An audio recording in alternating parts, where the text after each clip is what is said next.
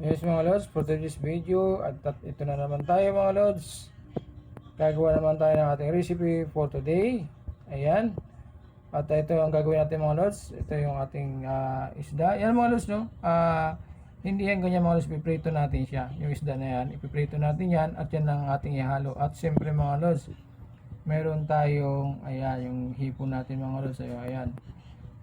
Konti lang yan mga lods no. Ihalo lang natin yan dito sa ating isda.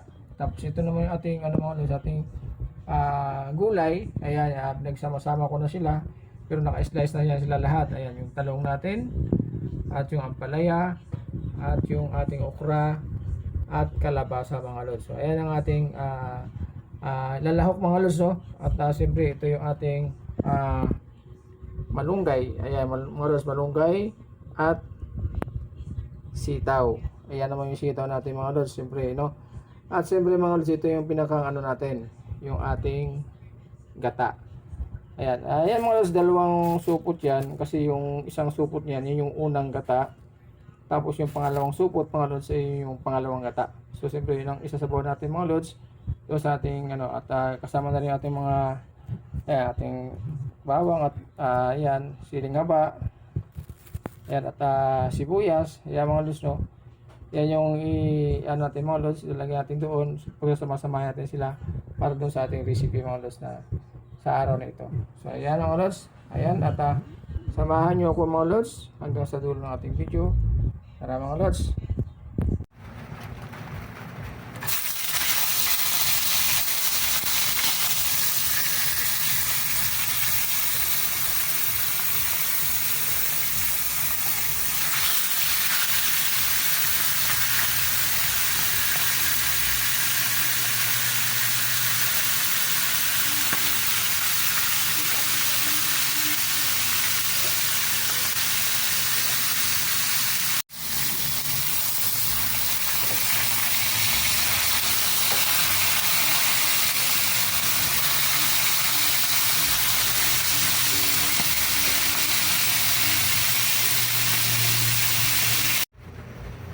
So ayan mga lods, pinakukulo lang muna natin yung ating mga lods gata no. Ayan, ilagay ko na yan mga lods, yung bawang natin, sibuyas, kamatis at yung ating siling haba mga lods no. Pinapakulan natin yung mga lods. Ayan, gagawin natin yung mga lods, lagyan natin ng asin yan. Ayan, para umano na yung asin natin mga lods no. Ayan. Tapos mga lods, saka natin lagay yung ating gulay.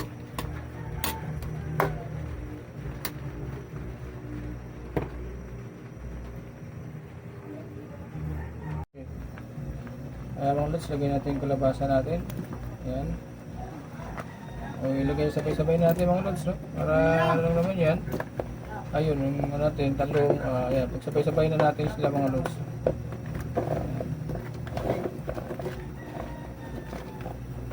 Para mabilis yung natin, yung gagawa natin mga lods. At imikos-mikos lang natin yan. Ayan. Pero ilagay mo na natin yan mga lods no? Ayan, pakukulay lang muna natin. Okay, sige. So ayan mga lods, kumukulo na yung natin. Lagyan natin yung ating isda mga lods. Ayan, hindi ko masyadong tinutit yung isda natin mga lods, para kasi ilalagay pa natin dito yan eh.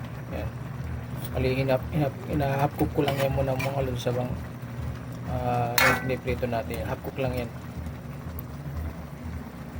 Okay, i-mix lang natin yan, ihalo natin yan mga lods. Ayan, ating isda. Kasi itong hipon mga lods, madali lang maluto ito. Seconds lang ito, luto na ito. So ito lang muna unahin natin yung isda mga lods. Para kasi half cook lang yan siya eh. So ayan mga lods, tayin lang natin hanggang sa maluto ang ating bago natin timplahan. Ayan mga lods, lagyan natin yung ating shrimp mga lods. Ayan, shrimp natin. Ayan. Ayan mga lods no. Tapos mga lods, siyempre ilagay na rin natin yung ating malunggay mga lods. Sabay ilagay natin yung ating purong gata. Okay, ayan. Ating malunggay.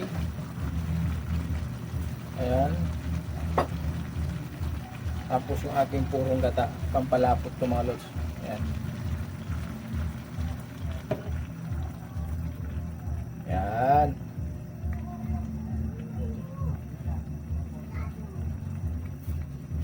Mikos-mikos lang natin. Ayan mga lods.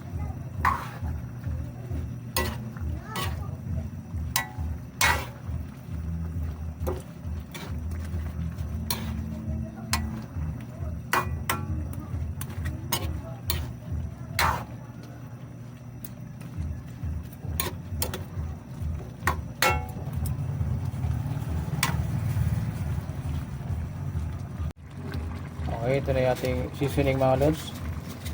Ito na yung final natin. Ayan, at imikos-mikos natin bago natin tikman mga lods.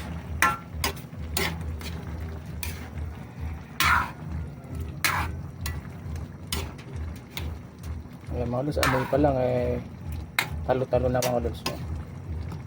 Ayan ating recipe for today mga lods. No? Tikman natin mga lods.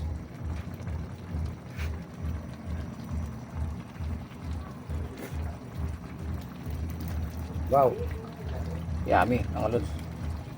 So ayan, thank you very much mga lods.